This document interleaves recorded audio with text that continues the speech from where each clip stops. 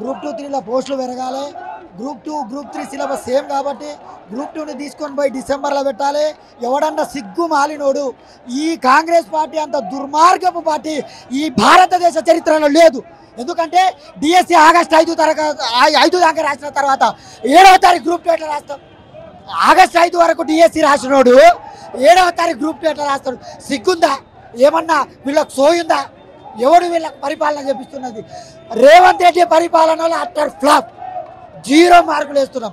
మా యొక్క డిమాండ్ ఒకటి, గ్రూప్ 2, 3లో పోస్టులు పెరగాలి. గ్రూప్ 2, 3ని కలిపి పెట్టాలి. గ్రూప్ 2ని డిసెంబర్లో కండక్ట్ చేయాలి. మాత్రమే పోస్ట్ పోన్ గురించి ఇక్కడ కొంతమంది అక్కడొకరు డిఎస్సి గురించి అని కూడా మీడియాలో కూడా వస్తున్నాయి. కానీ అది వాస్తవం కాదు. ఇక్కడ ఉన్న వాళ్ళందరూ కేవలం గ్రూప్ 2 పోస్ట్ పోన్ గురించి మాత్రమే అడుగుతున్నారు. గ్రూప్ 2 పోస్ట్ పోన్ మాత్రమే కావాలి. మా డిమాండ్ గ్రూప్ 2 పోస్టులు పెంచాలి, డిసెంబర్కి పోస్ట్ పోన్ చేయాలి. కేవలం గ్రూప్ 2 మాత్రమే,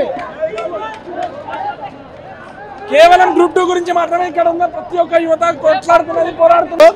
ఏమన్నా రాంగ్ ఫాల్స్ ఇన్ఫర్మేషన్ ఇస్తున్నాడు. ఒక ఫాల్స్ ఇన్ఫర్మేషన్ వల్లనే ఈరోజు వేలాది మంది విద్యార్థులు అశోక్ నగర్కి వచ్చి ధర్నా చేస్తున్నారు. ఎందుకు?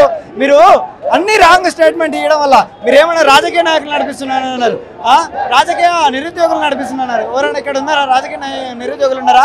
ఎందుకు? కబడ్దార్ రేవంత్ రెడ్డి, నువ్వు తక్షణమే గ్రూప్ 2 పోస్ట్ పోన్ చేసి 2000 పోస్టులను పెంచాలి.